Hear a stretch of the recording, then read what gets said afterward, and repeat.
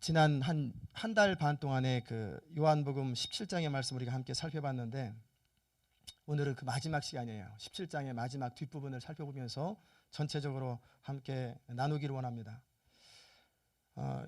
17장 1절에서 5절까지의 내용은 예수님께서 하나님 아버지와의 관계 속에서 기도의 내용이었고, 그 다음에 6절부터 19절까지 내용은 제자들, 이제 남겨놓고 복음을 맡기는 그 제자들에게 향하신 예수님의 마음이었다면, 이제 20절부터 26절까지 내용은 어떤 내용이냐면, 이제 우리 장차 믿게 될 사람들을 위해서 우리 주님께서 하신 말씀입니다. 특별히 우리가 오늘 그 뒷부분 가운데 살펴보려고 하는 것은 크리스찬으로서 성령으로 사는 것, 그리고 하나 되는 것이 무엇인지를 우리가 함께 살펴볼 수 있기를 원합니다. 우리가 거룩한 삶을 놓고 우리가 계속 지난주 2주간 살펴봤는데, 거룩한 것은 저절로 되는 게 아니에요. 어느 날 갑자기 자고 일어났더니 거룩해졌더라, 그런 법은 없어요. 거룩하려면 시간이 필요하고, 거룩함을 위해서 투자를 하는 시간을 들여야 합니다. 믿음 생활하면서 우리가 참 중요하게 생각할 건 뭐냐면, 진리를, 하나님의 말씀을 끊임없이 내 삶 속에 적용하는 것이 중요합니다. 어느 날 체험을 받았더니 벼랑간 우리가 확 달라지더라, 그런 건 별로 없어요. 체험을 받아서 뭔가 하나님의 은혜를 경험하고 세상적인 사람이 거듭나서 하나님 은혜 가운데 거하는 건 있어요. 그러나 이런 체험 중심의 신앙이 참 중요하긴 하면서, 또다시 제가 말씀드리는 그 체험은 이런 체험이 아니고, 하나님 말씀을 내 구체적인 삶의 자리 가운데 날마다 적용하다 보니까, 말씀이 진리로구나, 말씀이 옳구나, 말씀대로 살았을 때 이렇게 하나님이 역사하시는구나, 이런 체험을 말하는 거예요. 이런 체험을 할 때 우리가 점점 그리스도 안에서 거룩해진다는 것입니다. 성경은 누구든지 느끼는 자마다 구원을 얻으리라고 말씀하지 않았고, 믿는 자마다 구원을 얻으리라, 그렇게 말씀하고 있어요. 믿는다는 것은 뭐냐면, 예수 믿는다는 건, 그것은 매일의 삶의 자리 가운데 예수님이 내 삶의 주인이 되는 것이 믿는 거예요. 내가 성경책을 들고 교회를 다니는 것이 믿는 것이 아니고, 매 순간 매 사건마다 내가 과연 주님이 나의 로드냐 아니냐, 로드십이 인정되는 순간 내가 믿는 거예요. 그렇지 않은 순간은 믿음으로 살지 못하는 거예요. 이를 위해서 우리가 그런 부분을 거룩한 삶이라고 한다면, 날마다 생각해야 될 것은 규칙적으로 말씀을 묵상하고 규칙적으로 기도하는 시간을 갖는 거예요. 이것이 참으로 중요합니다. 그냥 성경을 읽을 때는 막연하게 읽기보다는 구체적으로 내 삶에 적용하면서 읽어야 되고, 그것이 정말 그러한 거하고 날마다 살펴보고 자세히 살펴보면서 읽어야 돼요. 그리고 말씀을 읽으면서 거기서 하나님의 성품을 배우고 인간이 어떤 존재인가를 날마다 발견하는 것이 중요합니다. 그렇게 성경을 읽다 보면은 우리가 어느 쪽으로 초점이 가게 되냐면, 하나님은 어떤 분이신가, 그리고 그 안에 내 모습은 어떤가를 보면은, 나는 부족하고 이런 나를 위해서 십자가를 지실 수밖에 없구나 해서 결국 십자가로 포인트가 가게 돼요. 매 순간 성경을 통해서 그리스도를 만나게 되는 것, 이게 성경을 정상적으로 잘 읽는 사람입니다. 거룩한 삶의 원리 가운데 가장 중요한 건 뭐냐면, 매 순간 나 자신에 대해서는 죽은 자요, 그리스도에 대해서는 산 자로 여길지어다.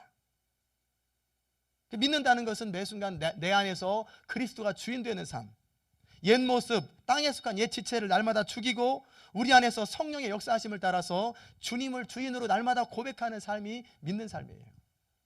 성경은 너희 지체를 불의의 병기로 죄에게 드리지 말고, 죄 짓는 데 사용하지 말고 우리 육체를 오직 너희 자신을 죽은 자 가운데서 다시 산 자같이 하나님께 드리며, 너희 지체를 의의 병기로 하나님께 드려야. 하나님 앞에 쓰임받았던 사람들은 규칙적으로 거룩함을 위해서 시간을 투자했던 사람들이에요. 하루에 몇 시간씩 성경을 읽는 시간을 띄워놓고 기도하는 시간을 띄워놨던 사람들이에요.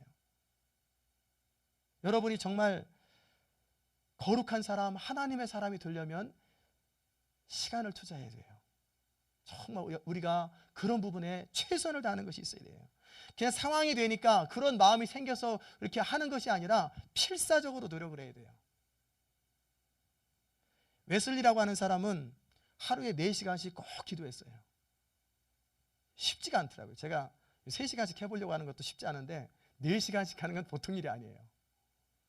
영국의 케임브리지 대학에 가면 헨리 마틴이 기도했던 장소가 있는데 거기에 하도 기도를 많이 해서 마룻바닥이 닳아가지고 패인 자국이 있어요. 조지 밀러의 기도실에 가면은 땅바닥 그 마루가 닳아져 있어요. 반질반질해요. 하루 이틀 해서 그렇게 됐겠어요? 얼마나 오랫동안 엎드려 있고 문질르고 그랬으면 그렇게 됐을까? 하나님 앞에 쓰임 받는 사람들은 어느 날 갑자기 성령이 임했더니 즉시 쓰임 받더라. 그렇진 않아요. 성령을 받고 나서 삶이 뒤바뀌면서 그의 삶 가운데 계속해서 거룩함에 이르도록, 성숙함에 이르도록 끊임없이 말씀 앞에 서고 말씀을 삶에 적용하고 그것을 위해서 날마다 무릎 꿇는 것이 필요한 거예요. 여러분 어느 정도 무릎 꿇으세요? 하루에 2시간 이상 무릎 꿇으세요? 적어도 1시간 이상씩 무릎 꿇으세요? 규칙적으로 일주일에 6번, 7번 정도는 1시간 이상씩은 최소한 무릎 꿇어야 내 신앙을 평균 유지는 할 수 있어요. 그 정도 안 하면 유지가 안 돼요. 일주일에 한 번 교회 나와가지고 내 신앙생활 유지 안 돼요. 화요일까지는 유지되겠지 뭐. 그러나 수요일, 목, 금, 토 지나면은 완전히 다 가라앉아가지고 주일날 나올 때는 천부의 의지 없어서 완전히 그런 마음으로 오는 거예요. 그래서 최소한 일주일에 주일하고 수요일하고 나와야 평균이 유지돼요. 기본은 유지되고 금요일 정도 나와야 내가 좀 업그레이드 되고 그 다음에 1시간 이상씩은 따로 여러분이 새벽에 나올 수 있으면 나오시고 못 나오시면 집에서라도 1시간 이상씩은 기도해야 충만한 인생 살게 되고 하나님 앞에 조금씩 거룩해지고 달라지는 거예요. 그러려면 은혜를 받는 것으로 족한 것이 아니라 우리 의지를 쳐서 주님 앞에 복종시키고 거룩함을 위해서 최선을 다하는 거예요. 제자 훈련하면서 제가 늘 그렇게 그런 부분을 훈련시켜요.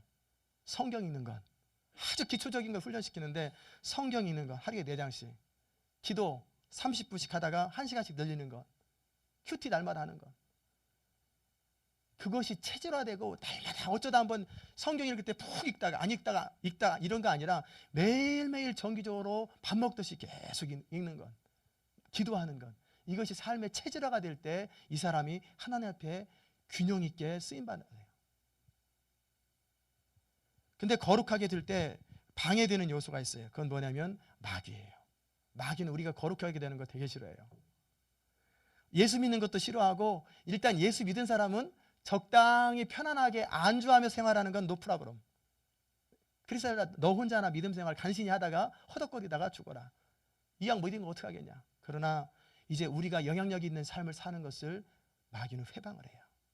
편안하게 살아라. 이민 생활하면서 살기도 힘들고 먹고 살기도 힘든데 그거 다 목사님이 시키는 대로 하면 골병 든다. 적당히 해라. 적당히 해. 다들 그 시간 남는 사람들이 하는 거 잡에 따라서 다른 거야. 그렇지 않아요. 여러분이 무슨 일을 샌드위치를 만들면서 청소를 하면서 끊임없이 이거 하면서도 기도할 수 있어요. 얼마든지 다니면서 밤새도록 기도할 수 있어요. 계속 중얼중얼 하면서 얼마든지 기도할 수 있는 거예요. 로렌스 수사 얘기를 제가 종종 하는데 그분은 수도원에서 수도하는 그 많은 수도 승이라고 하긴 좀 그렇고 뭐라고 그러나요? 하여튼 수도사들이 있지만 거기서 식당에서 밥 해주는 사람이에요. 설거지 해주는 사람. 그런데 그 수도원에서 가장 영성이 뛰어난 사람은 로렌스예요. 왜 그렇게 됐을까? 그 하나님의 임재 연습이라는 책을 여러분이 한번 읽어보세요. 이분은 저 하나님 앞에 귀하게 헌신된 사람들을 위해서 내가 어떻게 하면 섬길 수 있을까? 어떻게 하면 최선을 다해서 그들을 사랑할 수 있을까? 하면서 정성스럽게 밥을 하고 정성스럽게 설거지를 하고 그러면서도 날마다 기도하고 찬양하고 늘 그러고 사는 거예요. 24시간을. 어떻게 하면 최선을 다해 섬길 수 있을까? 그러다 보니까 수도원에 있는 사람들은 누가 더 영성이 깊어질까? 이런 쪽에 경쟁한다면 이 사람은 혼자 어떻게 하면 하나님과 더 가까이 갈까? 어떻게 하면 사람을 섬길 수 있을까? 그러다 보니까 이 사람이 더 영성이 깊어져 버리고 그 전체보다 오고 오는 세대의 가장 탁월한 사람으로 바뀐 거예요. 우리는 환경이나 이유에 대해서 탓할 필요가 없어요. 철저하게 내 삶의 자리 그 모습에서 얼만큼 주님의 임재를 느끼고 얼만큼 주님과 함께 하려고 최선을 다하고 있는가? 그것이 굉장히 중요한 거예요. 그런데 이거 마귀가 가만두겠어요? 졸리게 만들고 잠 오게 만들고 성경 못 읽게 만들고 기도 못하게 만들고 기도하려고 하면 딴 생각나게 만들고 가스레인지 불 켜게 만들고 뭐 자꾸 복잡하게 만들어요. 믿지 않는 자는 마귀의 다스림 가운데 있어요. 그래서 꼼짝 못하지만 이미 믿는 자들, 예수 그리스도를 통해서 거듭나고 예수 믿는 사람들한테는 이제는 마귀에게 종로로 탈 이유가 없어요.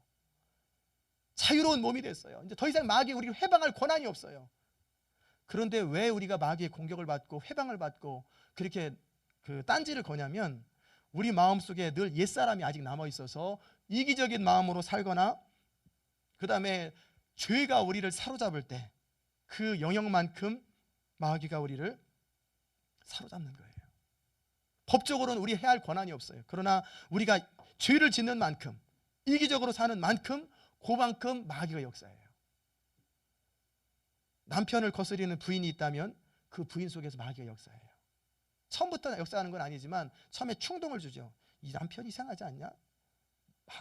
그래서 막 투덜거리는 생각을 주면 동의를 한단 말이에요. 그리고 나면은 그 가운데 계속 추근거려가지고 부인을 사랑하지 않는 남편, 부모를 거스르는 자식, 자식을 노엽게 하는 부모, 영적인 지도자를 거스르는 성도들, 성도를 사랑하지 않은 목회자, 이런 깨어진 관계를 통해서 마귀가 틈타가지고 다툼을 일으키고 갈등을 일으켜서 그래서 엉망으로 이끌어가는 거예요. 처음에는 우리가 죄를 지었고 처음에는 우리가 이기심으로 살았기 때문에, 옛 모습을 허용했기 때문에 거기서 마귀가 틈타지만 어느 순간 보면은 우리가 어디로 가는지 모르게 너무 많은 길을 와 있어요. 우리가 하나님 말씀을 순종하지 아니하고 이기적인 생각과 습관을 따라 살아갈 때 그 범위만큼 마귀는 틈을 노리고, 그리고 우리의 말을 통해서 역사를 해요. 우리 생각 속에 부정적인 생각을 심어주세요. 잘못된 생각을 심어주고 계속 부채질해요. 우리 마음에 염려하는 마음을 주고, 원망하는 마음을 주고, 불만스러운 마음을 자꾸 심어주는 거예요. 그러다 보면 우리 입술에 자꾸 원망의 말이 나오고 불평의 말이 나오고 투덜거리는 말이 나오잖아요. 이미 말이 나가는 즉시 이제는 마귀 밥이 되는 거예요. 우리가 그러기에 잠시라도 깨어있지 않으면 우리는 어느덧 어디 가는지 모르고 지금 막 하고 있어요. 그러다 나중에 은혜 받고 정신 차리고 보면 이게 잘못이구나. 근데 그 다음날 또 그러고 있단 말이에요. 여러분, 하루의 첫 시간, 가장 첫 시간에 뭐 합니까? 화장실에 가서 신문부터 보는 사람, 신문에 있는 가십난과 신문에 있는 그런 모든 기사들이 여러분의 첫 시간 마음을 사로잡아 버려요. 또 여러분의 순간순간 여러분의 생각과 마음 속에서 뭘 품고 삽니까? 유행가를 많이 부르면요, 입에서 유행가가 늘 나와요. 그러면 유행가 그 가사가 마음에 탁 와닿아요. 그러면서 유행가대로 살고 싶고 마음이 차분해지고 잡잡해지고 우울해지고 막 그렇게 돼요. 그걸 낭만이라고 생각하지만 그게 그것을 통해서 틈타는 거예요. 바람직하지 않아요. 부르지 마세요. 신문도 꼭 필요한 것만 보세요. 그냥 구석구석 처음부터 끝까지 다 살피지 말고 그 시간에 성경 보세요. 그냥 모든 난 보지 말고 꼭 필요한 것 그것만 골라서 보고, 공자가 그랬잖아요. 안 믿는 사람들께는 말이 아니면 듣지 말고 길이 아니면 가지를 말고 볼 것이 아니면 보지 말라고. 그래야 최소한 도덕적으로 산다고 그러는데, 하나님의 사람들도 마찬가지예요. 우리의 관심을 세상적으로 흐르게 하는 그런 쪽에 있다면 좀 차단해 버리세요. 그렇지 않으면 우리 어느 순간에 처음에는 뭐 괜찮네 재밌네 하다가 어느 순간에 그게 우리를 사로잡아가지고 세상의 삶의 방식이 우리를 흔들어요. 그러다 보면 어떻게 생깁니까? 염려하게 돼요. 그래 좀 넓은 집에 가야 되지 않겠어? 그리고 점점 욕심이 생기고 세속적인 사람으로 바뀌어가고 있어요. 우리가 기도해야 되는 순간에 기도하지 못하면, 깨어있지 못하면 제자들처럼 부인하게 돼요. 도망가 버리게 돼요. 기도할 때 기도하는 것, 깨어있을 때 깨어있는 것이 그렇게 중요한 거예요. 마귀와의 전쟁에 있어서 참 중요한 것은 뭐냐면, 우리는 혈과 육에 대한 싸움이 아니라는 사실을 늘 여러분이 기억하셔야 됩니다. 우리는 그냥 저 남편, 저 아내, 저 아들, 저 성도, 저 목사님, 사람과 싸우려고 그래요. 그러나 그 배후에 역사하는 그 악한 영이 있다는 사실을 머리로는 알아도 실제 못 느껴요. 그러니까 마귀는 뒤에서 막 박수치면서 조금 더 막 그러면은 막 더 화를 내고, 그러면 거기 막 난장판이 되잖아요. 그래서 할 말 안 할 말 다 해버리게 되잖아요.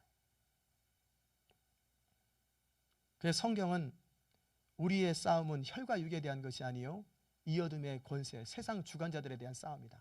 모든 다툼과 갈등의 배후에는 악한 영이 있어요. 그런 생각을 하다 보면 정신이 번쩍 들어요. 내가 마귀 종로로 탈 거냐 말 거냐. 그래서 예수님은, 사도 바울은 전신갑주를 입으라고 말씀하셨어요. 전신갑주가 뭡니까? 믿음의 방패, 구원의 투구, 진리의 허리띠를 띠고 성령의 검, 말씀으로, 의의 흉배로, 평안에 예비한 것으로 신을 신고, 우리가 나중에 에베소서 6장을 다룰 때 상세하게 다룰 것입니다. 그러나 간단하게라도 살펴보면 우리가 하나님의 사람이라고 하는 우리의 신분을 아는 것이 그렇게 중요해요. 내가 구원받은 사람이다. 나는 하나님의 백성이다. 그러므로 근본적으로 법적으로 마귀는 우리가 정신만 차리고 있고 그리고 믿음 안에서 바로만 서 있으면 해할 권한이 없어요. 아무리 이전까지 오늘까지 우리를 회방했다 할지라도 오늘 우리가 믿음 안에 회개하고 바로 서면 오늘 이상부터는 해할 권한이 없어요. 그 사실을 분명히 아는 거예요. 예수 이름의 권세를 주셨다고 하는 그 특권의식을 가지고 하나님의 성품에 대한 신뢰를 가지고 살아가는 것이 믿음의 방패예요. 이미 방패가 확실하게 있으면 공격이 안 되죠. 진리에 든든히 서 있는 것, 말씀이 우리 삶 가운데 삶의 철학이 되는 것, 말씀이 나의 모든 삶을 지배하는 것, 이게 진리로 허리띠를 띠는 거예요. 이제는 나의 자존심이나 나의 의의를 주장하는 것이 아니라 그리스도의 의의를 주장하고 그리스도만 자랑하는 것이 흉배, 가슴에 갑바처럼 참 나오는 것. 그 다음에 성경 말씀을 적재적소에 사용할 줄 아는 것.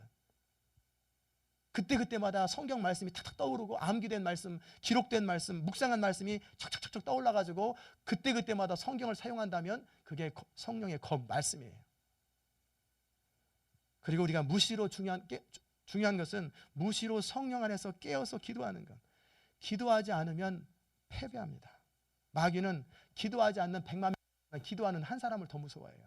기도하지 않으면 제 아무리 날고찌고 탁월한 성경 진리가 있어도 소용없어요. 능력이 없어요. 기도하는 사람이 세상을 정복하고 마귀를 다스려요.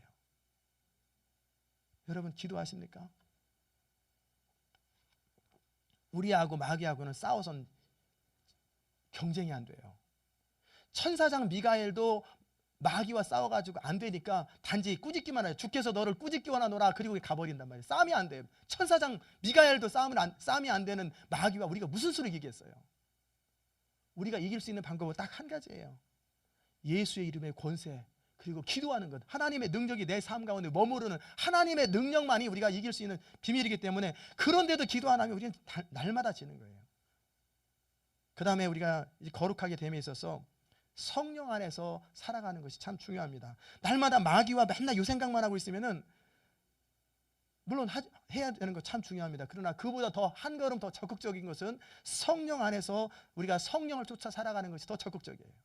죄짓지 말아야지 이런 것보다는 내가 거룩하게 살고 성령의 열매를 맺으려고 적극적인 사고를 가지고 살아가는 것이 우리 삶에 굉장히 중요해요. 성령님은 여러분을 거듭나게 하셨고, 그리고 날마다 진리를 깨닫게 하시고 진리의 말씀으로 인도하게 하세요. 여러분의 삶의 자리 가운데 성령님은 어떤 일을 하시냐면 오늘도 수요예배 가자 그런 마음을 자꾸 주셔서 진리 쪽으로 여러분을 인도하세요. 그런데 여러분의 또 다른 마음은 오늘 많이 피곤했으니까 자자, 쉬자, 그런 마음은 또 다른 마음이 있는 거예요. 그러면 여러분이 선택하는 거예요. 성령님을 선택하기로 결정하고, 왜? 그곳에 진리가 있으니까. 오면은 은혜가 되는 거예요. 오늘 오신 여러분에게는 하나님의 은혜가 더 풍성히 있기를 주의 이름으로 축원합니다.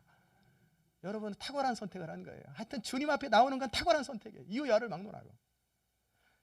진리의 성령님의 인도함을 받지 못해 우리는 매번 실패해요. 그리스도인의 삶의 가운데 절대적인 것은 성령이에요. 성령. 우리 힘으로는 도저히 거룩할 수도 없고 육체의 정욕을 이길 힘이 없어요.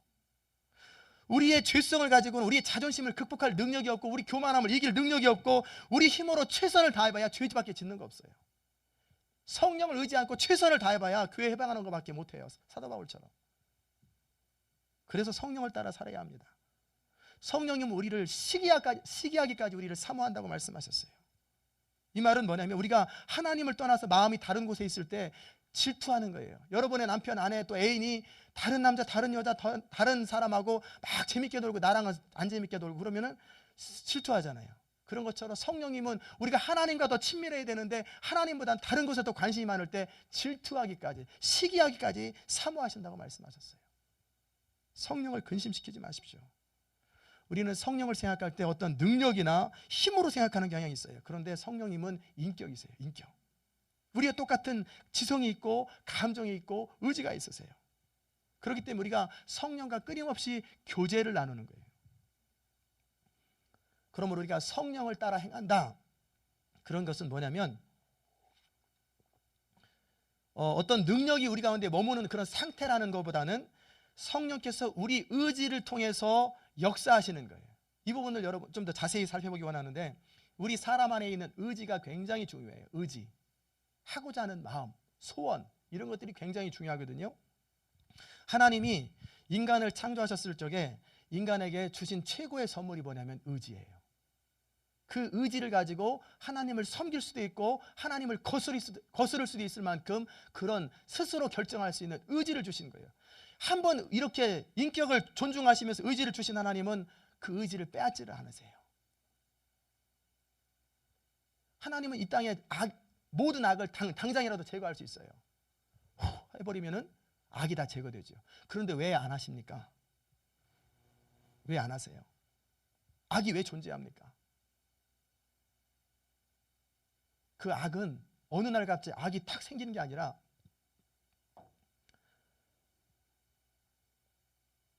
우리가 죄에 동의하고 우리 스스로 어떤 의사결정을 하고 그 행한 결과들이 아담의 후손 때부터 계속 내려와 가지고 이 땅에 많은 악들이 생긴 거예요. 이 모든 것을 다 금해버리면 어떻게 되겠어요? 우리 의지가 억압되는 거예요. 그러니까 하나님은 악이 존재함에도 불구하고 우리 의지를 차단하지 않기로 결정한 거예요. 그만큼 하나님은 인격을 존중하시는 분이에요. 죄를 범한 인간은 노예 의지를 가지고 있었어요. 타락할 수밖에 없고 넘어질 수밖에 없었지만, 그래서 예수님이 지난주에 말씀드린 것처럼 통분히 여긴 거예요. 죄에 사로잡혀 살아가는 사람들에게.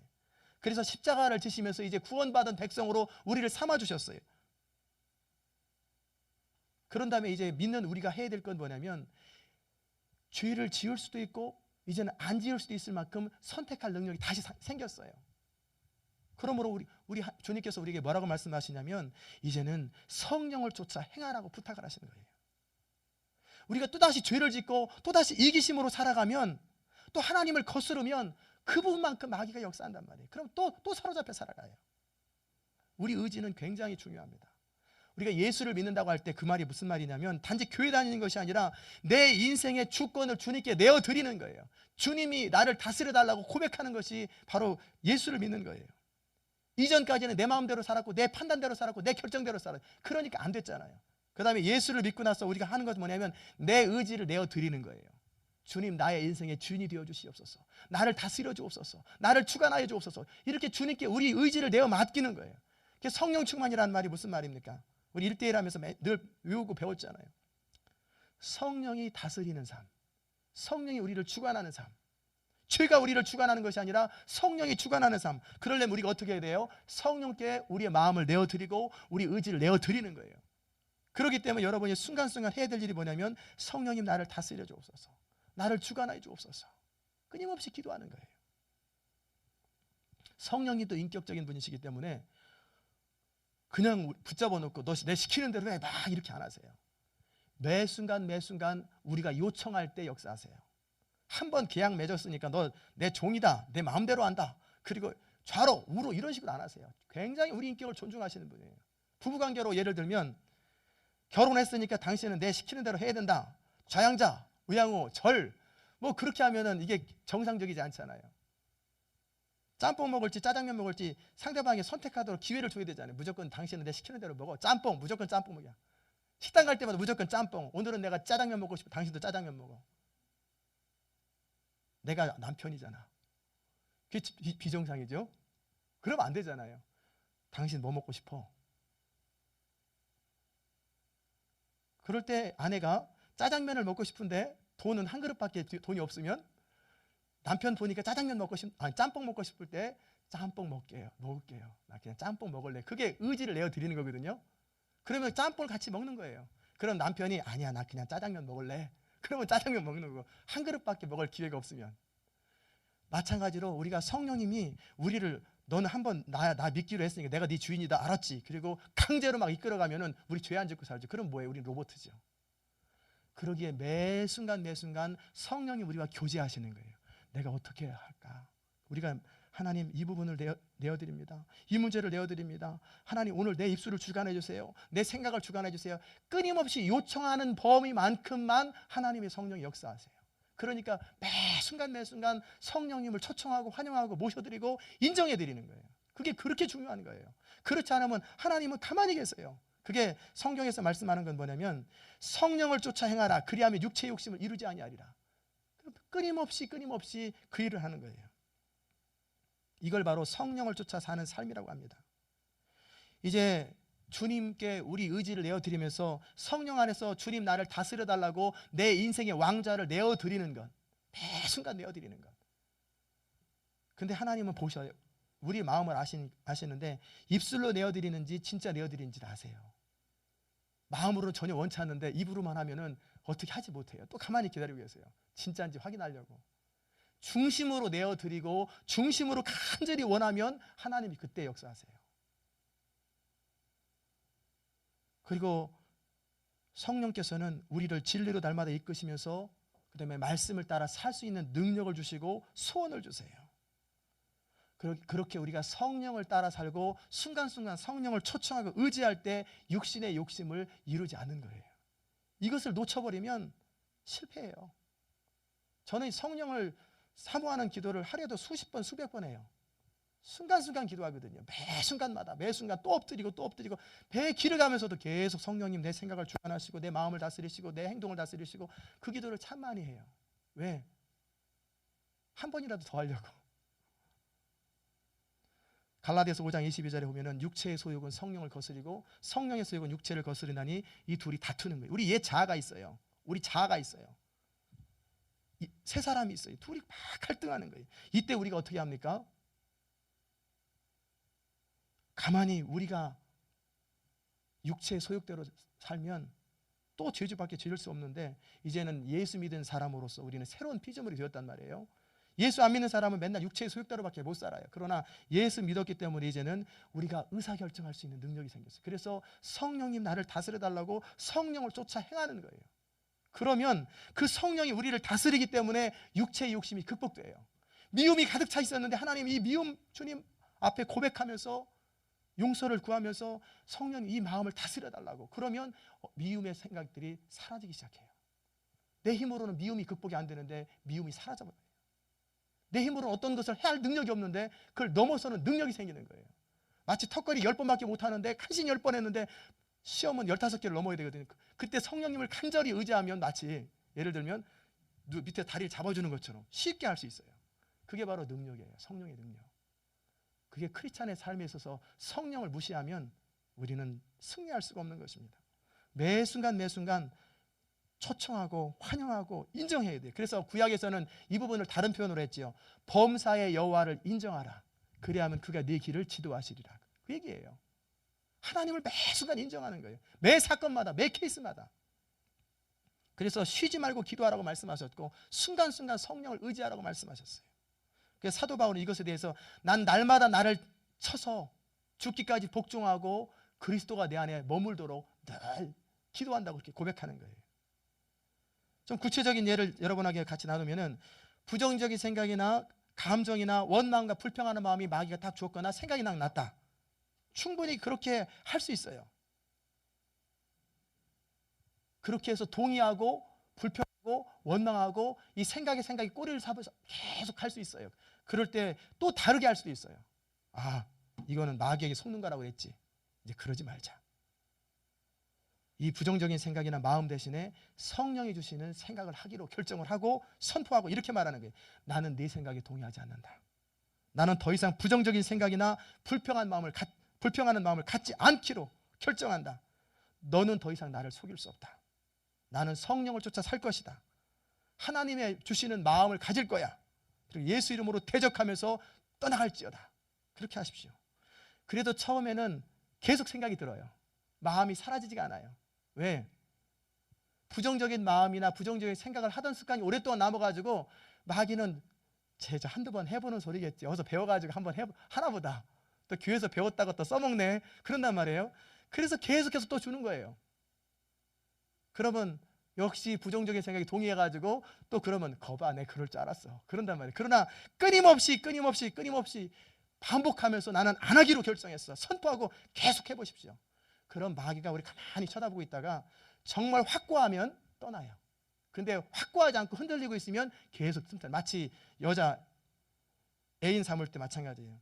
정말 싫어하는 남자가 있으면 손도 못 잡게 하고 전화도 걸지 말고 확실하게 해야 되는데 이러면 안 되는데 우리 엄마가 하지 말라고 그랬는데 그런 손 이렇게 가만히 내고 있단 말이에요. 그러니까 턱 손 잡지. 남자들은 그 마음을 다 한단 말이에요. 말을 듣는 게 아니라 마음을 봐요. 마귀도 똑같거든요. 보는 거예요. 정말 중심으로 그러는지 정말 확고한 결단인지 아니면 한두 번 해보는 건지. 그러나 우리가 확실히 결정을 하고 의지를 선포하고 그러면 더 이상 회방 못해요. 그럴 때 마귀가 떠나가고 성령이 역사하는 게. 우리 예수님을 광야에서 마귀가 시험했잖아요. 그러나 확실하게 예수님은 끊어버리고 더 이상 상종도 안 하고 대적해버리니까 마귀는 즉시 물러가고 그 다음에 어떻게 돼요? 성령이 그 위에 머물더라. 그렇게 되는 거예요. 우리 마음에 종종 염려가 찾아오고 근심이 찾아옵니다. 문득 막막한 생각이 들어요. 어떻게 살아가나? 평강과 감사와 기쁜 마음이 아닌 그런 마음이 들 때 다윗처럼 외치는 거예요. 내 영혼아 기뻐할지어다. 어찌하여 불안해하는고 어찌하여 낭망하는고 너는 하나님을 바라볼지어다. 그래도 여전히 불안하면 2번. 그러면서 내가 정말 입으로만 하는 건지 진짜 마음으로 하는 건지 믿고 하는 건지 한번 점검하고 난 믿음으로 믿기로 결정을 하고 선포하고 성령님 내게 믿음을 주옵소서 하면서 확실한 의지를 가지고 선포하십시오. 그러면 싹 사라져요. 그런 두려워하는 마음이 사라지고 근심이 싹 사라지고 내 안에 평강이 흘러넘치고 성령이 나를 다스리면 환경이 변해요. 근데 우리는 고전에 이미 타협해버려요. 안 되는가 보다. 저것도 아무나 하는 게 아닌가 보다 하고 주저앉아 버리니까 또다시 사로잡히는 거예요. 그리고 나서 나중에 2번째 할 때는 더 힘들어져요. 확실하게 끊어버리세요.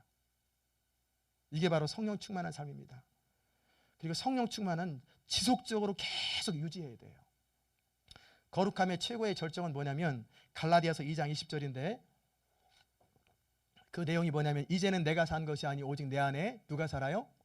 그리스도가 사는 것이라. 이제 내가 육체 가운데 사는 것은 나를 사랑하사 나를 위하여 자기의 몸을 버리신 하나님의 아들을 믿는 믿음 안에 사는 것. 이게 거룩함의 비결이에요. 이걸 암송하는 것이 중요한 것이 아니라 날마다 이대로 사는 거예요. 내가 사는 것이 아니라 내 안에 그리스도가 사는 것. 여러분이 꼭 기억할 것은 for God, 하나님을 위해서 우리가 뭔가를 우리가 주인이 되어가지고 이렇게 하는 것 하나님 관심 없어요. 그런 거 믿는 거 아니에요. 근데 그렇게 해서 하는 것을 믿는 것으로 착각하는 사람이 참 많아요. 하나님을 위해서 내가 주인이 돼서 뭔가 이렇게 서비스도 하고 뭐도 하고 봉사도 하고 이거 아니에요. 열매 없어요. 나중에 하다가 지쳐버리고 아이 못하겠다 주저앉아 버리는 거예요. 열매 맺는 비결은 뭐냐면 내가 산 것이 아니요 내 안에 그리스도가 사는 거예요. 내가 할 수 있는 것은 몽당 연필처럼 주님께 손에 맡겨지는 거예요. 몽당 연필은 누가 씁니까? 주인이 쓰잖아요. 우리 인생을 주님께 맡겨드리면 누가 써요? 주님이 쓰도록 나를 맡겨드려야 되는데 우리는 주님을 위해서 내가 막 뭐 하려고 그러는 것은 그 말은 뭐냐면 연필이 주인을 위해서 지가 혼자 막 돌아다니는 거예요. 그럼 뭐가 나오겠어요? 낙서만 나오죠. 주인이 손을 연필을 잡고 써야 되는 것처럼 우리 인생을 주님께 내어드리면서 그러려면 내 의지를 쳐서 복종하면서 주님이 원하는 대로 순종해드리고 주님 원하는 대로 그대로 어떻게 할까요? 매번 물어봐야 되잖아요. 안 물어보고 자기 마음대로 살아요. 그러니까 연필이 지 혼자 돌아다니는 거예요. 그런 연필 안 쓰죠 주인이. 자기를 쳐서 복종시키면서 매 순간 내 안에 그리스도가 사는 것. 매 순간 내가 하는 건가 그리스도가 하는 건가 늘 점검하시고 포도나무 비유처럼 흘러넘치는 것을 가지고 하는 거예요. 그러려면 날마다 자기를 쳐서 복종하시고 내 안에 그리스도가 살 수 있도록 다 그런 부분에 있어서 점검하는 거예요. 우리는 옛 습관이 있어서 잠깐만 방심하면 어느 순간 내가 주인이 돼 있어요. 어느 순간 내가 영광을 받고 있고 어느 순간 내가 다 해버리고 있어요. 끊어야 돼요. 성령 충만한다는 말은 성령이 우리를 지배하는 거예요. 그렇다고 해서 우리가 수동적이 되는 것, 로봇가 되는 것 그런 거 아니에요. 우리 스스로 능동적이 되는 것, 자유의지를 가지고 성령님을 인정해 드리는 거예요. 매 순간 인정해 드릴 때 성령께서 우리 안에 새로운 마음을 주시고 새로운 소원을 주시고 우리가 일할 수 있는 능력을 주시고 행할 수 있는 힘을 주시고 환경과 상황을 다스려 주세요. 그럴 때 행동은 우리가 하는 거죠. 그게 달라요. 행동을 내가 하더라도 주인이 주님인 거하고 주님은 저쪽에 있고 내가 혼자 행동하는 거하고 전혀 틀려요. 행동은 결국 우리가 하죠, 사람이. 그러나 우리를 통해서 그리스도가 실제 역사하는 거예요. 바로 우리 의지를 무시하지 않으면서도 하나님 나라가 이루어지는 방법이 그런 방법이에요. 그렇게 살아가는 사람은 영적 전쟁에서 반드시 승리합니다. 우리가 또 중요한 건 뭐냐면 성령을 근심시키지 않는 거예요. 성령님은 인격이세요. 섬세하신 분이세요. 지극히 작은 일에도 기뻐하고 작은 일에도 근심하시는 분이에요. 우리가 조금 작은 일 해가지고 하나님 난 너무 좋아요. 그러면 성령님이 기뻐가지고 어쩔 줄 몰라는 거예요. 그 작은 고백 하나에도 기뻐하고 우리가 작은 부분에 있어서도 원망할 때 성령님은 슬퍼하시고 그래요. 우리가 성령님을 근심시키는 방법이 뭐냐면 자기 중심으로 살아가는 거예요. 순간순간 성령님을 무시하고 자기 별 생각 없이 자기 나름대로 막 살아가면 성령이 무시되는 거예요. 이런 삶은 죄밖에 못 져요. 그렇기 때문에 성령님은 근심하시죠. 우리 안에 교만함들, 자존심을 세우려고 하는 것, 자기 의를 주장하려고 하는 것, 이런 곳에는 성령이 늘 근심하세요. 이런 것을 쳐서 복종시키시고 매 순간 생각해야 합니다. 우리가 죄를 지을 때 아무 생각 없이 짓는 거 아니에요. 다 우리가 동의하기 때문에 죄를 짓는 거예요. 가만히 잠자고 있는데 막 죄가 막 저지더라, 그런 거 아니에요. 생각으로 와도 생각을 차단할 수 있는 능력을 우리한테 주셨어요. 행동을 차단할 수 있는 능력을 주셨고, 더더욱 예수 안에서는 그런 권한이 있고 능력이 있어요. 그 순간에 우리가 성령을 의지하지 않았기 때문에 죄를 지을 뿐인 거예요. 이게 바로 성령을 근심하게 하는 거예요. 성령을 근심하게 하면 어떤 현상이 나타나요? 우리 안에 기쁨이 사라져요. 평강이 사라지고 감사가 사라지고 시기가 나타나고 질투가 나타나고 분노가 나타나고 다툼이 나타나고 정욕이 나타나고 육체의 열매들이 주로 계속 생겨나요. 아, 내가 지금 성령을 근심시키고 있구나, 그렇게 생각하면 딱 맞아요. 그럴 때 다시 회개하면서 성령이 주시는 마음을 택하고 다시 회복시켜야 돼요. 마지막으로 우리 17장 뒷부분에서 우리가 중요하게 살펴볼 내용은 뭐냐면 하나됨이에요. 하나됨이 뭡니까? 하나됨은 별 생각 없이 하나 되는 것이 아니고 우리 의지를 접고 그냥 모른 채 하는 것도 아니고 마지못해 하는 것도 아니고 그냥 어떤 계약을 맺는 것도 아니에요. 하나됨은 철저하게 영적으로 하나 되고 진리 안에서 하나 되는 거예요. 그렇지 않다면 거짓된 하나됨이고, 그러기 위해서 하나 되려면 하나님과 먼저 하나 되는 것이 필요해요. 이 하나됨의 전형은 뭐냐면 성부, 성자, 성령이 삼위가 하나가 되었던 것. 그 온전한 연합을 이뤘던 것과 같은 거예요. 그래서 예수님은 아버지의 뜻만을 행하고 성령님은 예수님만을 드러내고 또 성부 하나님은 예수님과 성령님의 역사 가운데 온전히 기름 부어주시고, 그래서 온전히 서로가 서로에게 영광을 돌리시고 그렇게 온전한 연합을 이루는 것. 이것은 우리가 다 이해할 수는 없지. 그래서 또 다른 이해는 뭐냐면 이제 그리스도와 우리가 연합되는 것을 이해하면 더 쉬워요. 우리가 지금 내내 그 얘기를 했잖아요. 그리스도와 우리가 연합되는 건 어떤 방법입니까? 주님이 우리의 주인 되셨고 성령 안에서 우리가 매 순간 의지를 내어드리며 주님이 우리의 주인 되도록 허락하는 것. 이미 주님은 우리를 위해서 모든 걸 다 희생하셨기 때문에 모든 사랑을 다 쏟아 부으셨어요. 그러므로 우리는 반대로 리턴해가지고 주님께 우리의 사랑을 쏟아드리고 우리의 의지를 내어드릴 때 연합이 이루어지는 거예요. 마찬가지로 이것을 이제 비유로 해서 성도들과의 연합도 그렇게 되는 거예요. 남편과 아내와 성도와 성도와 사람과 사람과 교회와 교회가 연합되려면 어떻게 되냐면 각 사람이 그리스도를 주인으로 모시고 있어야 돼요. 그래서 이게 쉽지 않기 때문에 불신자와 멍해를 매는 것이 그렇게 성경에서 금하는 거예요. 힘들으니까. 신앙이 차이가 나도 힘든데 오죽하겠어요. 어떻게 이미 믿지 않는 남편이나 아내와 결혼했고 그 안 믿는 사람끼리 결혼했다가 한 사람이 예수 믿으면 어떻게 하겠어요? 그러면 이제 그 다음 단계를 취해야 되죠. 한 사람 한 사람이 철저하게 그리스도가 주인 되는 삶, 성령이 이끄는 삶을 살아가면 그런 사람이 두 사람 모이면 연합은 저절로 되는 거예요. 세 사람 모여도 계속 연합이 되는 거예요. 그러나 갈등이 왜 생기냐면 각자 자기 인생에 성령이 다스리지 않냐고 자기 생각과 자기 방법과 자기 의지가 나름대로 하니까 맨날 싸움하는 거예요. 하나님의 뜻보다는 내 주장이 더 중요하고 하나님의 의지보다는 내 생각과 감정이 더 중요하기 때문에 매일 부딪히는 거예요. 왜? 의견들은 각각이니까. 그래서 우리 주님께서 뭐라고 말씀하셨냐면 자기를 부인하지 않으면 나를 따를 수 없다. 자기를 부인한다는 것은 뭐냐면 순간순간 나의 의, 나의 생각, 나의 주장, 나의 이기심보다는 철저하게 뭘 원합니까? 하나님께서 뭘 원하는지를 생각하는 것, 그리고 그 뜻에 순종해 드리는 것. 내가 도무지 하기 싫어도 성령이 원하면 하는 거예요. 그럴 때 연합이 이루어져요. 진정한 연합은, 모든 관계에서 연합은 성령으로 말미암아 가능합니다. 만약에 한 사람은 성령 인도함을 따라 사는데 한 사람은 그렇지 않을 때 어떻게 될까요? 온전한 연합은 안 이루어지지만, 그러나 어떻게 합니까? 그렇게라도 해야지. 한 사람이라도 성령을 쫓아 행하다 보면, 그리고 그 사람을 놓고 중보 기도를 계속 하다 보면 그 사람의 죄 부분, 깨어진 부분 가운데 우리가 성령에 임하시도록, 죄가 사라지도록 하면 어느 순간 성령께서 그의 인생도 다스리게 돼요. 중보 기도하면서 그 사람에게 맞춰주는 거예요. 타협하라는 게 아니라 성령 안에서 순종하면서. 거기에 많은 희생이 따르고 많은 아픔이 따르고 많은 고난이 따르지요. 그럼에도 불구하고 십자가를 지는 마음으로 그런 일을 하는 거예요. 그러면 깨어진 관계 속에서 회복이 일어나고 하나됨이 일어나요. 이렇게 모두가 다 성령의 인도하심을 받고, 그러면 가정은 하나가 되고요, 교회가 하나가 되고요, 각 교회들이 다 성령의 인도하심을 받으면 교회가 하나가 돼요. 그러면요, 사탄이 틈타지를 못해요. 사탄은 제일 싫어하는 게 하나됨이에요. 아무리 아프고 힘들어도 믿음에 견고하게 서고 하나님의 은혜를 구하면 하나님께서 다 역사하세요. 이게 바로 중보기도의 원리예요. 깨어진 틈 사이에 마귀가 역사한다고 그랬잖아요. 죄짓고 이기심 속에 그 깨어진 틈을 메꾸는 것이 중보기도예요. 어떤 성도나 어떤 교회나 어떤 문제가 있을 때 그 깨어진 곳이 있다면, 보인다면, 죄들이 보인다면 비난하는 곳에는 마귀가 역사하고, 그것을 놓고 하나님의 은혜를 구하면서 계속 중보기도하면 치료가 돼요. 치료가 되면 마귀 역사들이 사라지고 회복되고 다시금 성령 안에서 그 사람이 회복된단 말이에요. 그래서 깨어진 곳에 서 있는 것이 중보기도자의 역할이에요. 그러면 견고한 마귀의 진들이 부서지기 시작하는 거예요. 믿지 않는 사람들을 사로잡고 있는 그 마귀의 견고한 진도 끊임없이 중보기도 하다 보면은 그 하나씩 하나씩 무너져가기 시작해요. 기도량이 충분히 차면 그들을 묶고 있는 영적인 사슬들이 풀어지기 시작해요.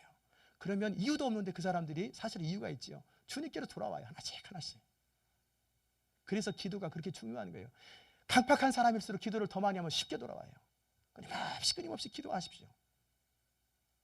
그리고 하나됨을 위해서 필요한 것은 나누는 거예요. 함께 내 것을 아끼지 말고 서로 나눠주고, 우리 교회 것을 서로 나눠주고 서로 베풀어주는 가운데 하나됨의 역사가 일어나고 마귀가 물러가고 성령의 역사예요.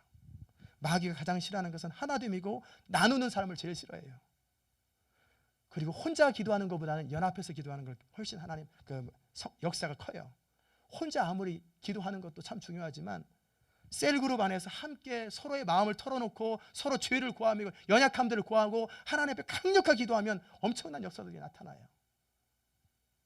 교회 안에서 함께 기도하는 것, 혼자 열심히 10번 기도하는 것보다는 10사람이 한두 번 기도하는 게 더 파워풀해요. 그렇기 때문에 합심하여 기도하는 것이 그렇게 중요합니다. 하나님의 소원이 바로 하나됨이에요. 가정에서, 교회에서, 성도 간에 하나 될 때 마귀 역사는 무너지고, 교회 간에 하나가 될 때 마귀 역사는 무너지고 견고한 진들이 무너집니다. 오늘 여러 가지 말씀을 드렸는데 성령을 쫓아 여러분이 살길 바랍니다. 철저하게 성령을 쫓아 행하고 육체의 욕심을 이루지 마시고 순간순간 성령을 의지하고 초청하고 환영하면서 성령이 주시는 마음과 생각과 말을 하십시오. 그리고 하나됨을 위해서 이미 성령께서 하나되게 하신 것을 힘써 지키도록 하시고 함께 나누고 하나됨을 위해서 노력하십시오. 그럴 때 하나님의 나라가 이 땅 가운데 이루어지고 이 사회 속에서 이루어지는 거예요. 바로 그것을 위해서 여러분과 저를 부르신 거예요.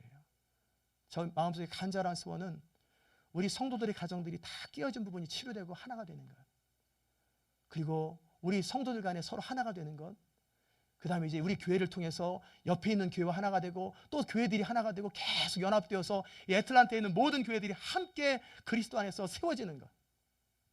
그러면 이 애틀란타 땅은 술집이 다 사라지고 마약이 다 사라지고 경찰들이 직업을 잃고 다른 주로 가야 되고, 그러면 어떻게 해야 돼요? 만나는 사람마다 할렐루야 하면서 모든 사람이 인사하는 그런 홀리 시리로 바뀔 거란 말이에요. 그 비전을 한번 보세요. 물이 바다를 덮음같이 하나님을 아는 것이 이 땅에 가득한 것. 이 땅은 소망 없어라고 말하기보다는 그 말하는 시간에 기도 한번 더 하세요. 그러면 그 기도를 통해서 하나님의 역사가 일어나고 성령의 역사들이 나타난다는 것입니다. 이제 여러분의 입술과 생각 속에서 부정적인 생각이나 말하지 마시고 기도하십시오. 성령이 주시는 생각, 말, 그리고 기도함으로 함께 나눠줌으로 하나님의 역사, 성령의 놀라운 은총들이 넘쳐나기를 주의 이름으로 축원합니다. 기도하십시다. 하나님 아버지, 은혜를 진심으로 감사합니다. 오늘도 주의 은혜 가운데 저희를 불러주시고 주의 말씀을 듣게 하시니 감사합니다. 요한복음 17장을 통해서 우리에게 은혜 주신 하나님, 거룩한 삶의 원리는 철저하게 성령을 따라 사는 것이라고 배웠습니다. 거룩함을 위해서 어떤 사람은 4시간씩 기도하고, 어떤 사람 마루가 다뤄질 때까지 기도하고, 날마다 말씀 가운데 구하기를 힘쓰고 깨어서 기도하기를 힘썼는데, 우리가 얼마나 게을렀고 얼마나 느슨하게 살면서 마음으로는 거룩하게 되기를 원했습니까? 하나님, 거룩하기 위해서 시간을 드릴 수 있도록 도와주시고, 우리의 몸과 우리의 모든 생각과 마음과 몸을 불의의 병기로 드리지 말게 하시고 의의 병기로 하나님께 드릴 수 있도록 은혜를 더하여 주옵소서. 교회 안에서, 가정 안에서, 이 지역사회 가운데 하나됨을 위해서 우리가 기도하고 실천하고 나누어주고 구체적인 사랑의 베품을 할 수 있도록 은총을 더하여 주옵소서. 그리함으로 견고한 진들이 다 무너지고 우리가 가는 곳에는 하나님의 역사들이 날마다 흘러넘칠 수 있도록 은총 더하여 주옵소서. 감사드리며 예수 그리스도의 귀하신 이름으로 기도드리옵나이다. 아멘. 하늘에 계신 우리 아버지여, 이름이 거룩히 여김을 받으시오며 나라의 임하시오며 뜻이 하늘에서 이룬 것 같이 땅에서도 이루어지이다. 오늘날 우리에게 일용할 양식을 주옵시고 우리가 우리에게 죄 지은 자를 사하여 준 것 같이 우리 죄를 사하여 주옵시고 우리를 시험에 들게 하지 마옵시며 다만 악에서 구하옵소서. 대개 나라와 권세와 영광이 아버지께 영원히 있사옵나이다. 아멘.